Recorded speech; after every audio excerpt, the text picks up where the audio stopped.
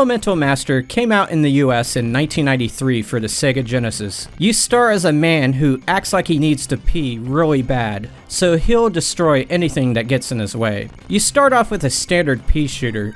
See what I did there?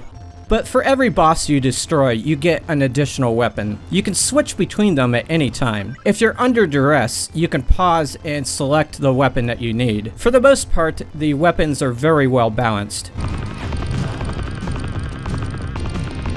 If you tap the A button, you fire a few seconds, so as long as you keep tapping every few seconds, you'll fire continuously. The B button is the same way, except you fire backward. Holding down one of the fire buttons delivers a devastating shot, except the pea shooter, which doesn't gain charging ability until stage 6. These charge shots are good on bosses, not so much on everything else, since you have to charge it for a very long time. After you beat the first stage, a fairy joins you and helps destroy the enemies. You choose the order of the first 4 stages. After that, there are 3 more, but you don't choose the order for those. The key to winning is to figure out what weapons work best against each stage and each boss.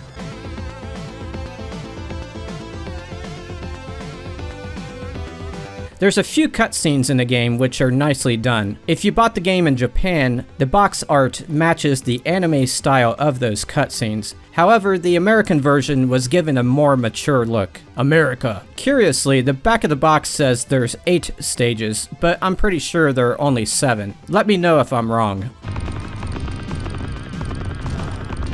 People who have played the Thunder Force games are going to notice some familiar elements. Get it? Elements?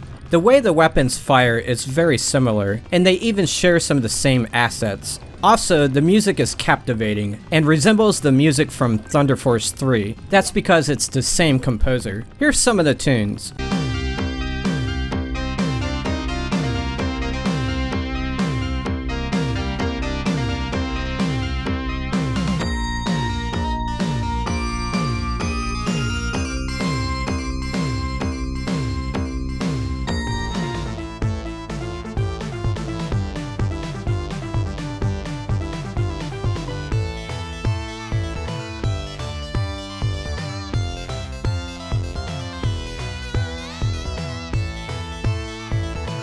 Everything so far sounds good on paper. Great music, a lot of firepower, large bosses, and the fact that it's a shoot 'em up. But it has one major flaw, the restrictive play area. The HUD takes up about 20% of the space on the screen. What's left is further restricted by lava, rock formations, trees, and other things that you can't pass through.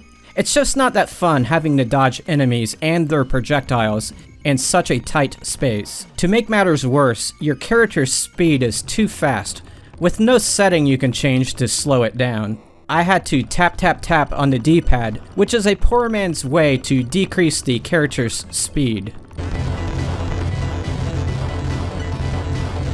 Most stages can be beaten in 3 minutes, which includes the boss battle at the end of each one. I'm split on whether this is a good thing or a bad thing. Sometimes I just want to have a quick game to play before I go to bed. On the other hand, 3 minutes just feels way too short, and the game ends up exuding this empty feeling as a result.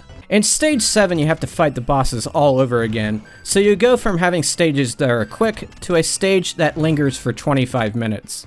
The final boss makes his appearance at the end of that stage, and I was able to get to him, but he killed me. At that point, I didn't want to go through another 25 minutes to get to him, so I decided that was enough. I did end up playing the game a lot over several days. I was playing on the default difficulty. If you wish to change the difficulty yourself, there is a hidden options screen. You'll have to press A plus start at the title screen. In the end, I think Elemental Master would appeal to only the most diehard Genesis fans, and people who want to play every shoot 'em up of that age. This one's a little different from the other shoot 'em ups, for better or for worse. As for myself, I don't see myself coming back to this game after this review. That's it for today. I hope you enjoy your games, and I'll see you next time. Bye.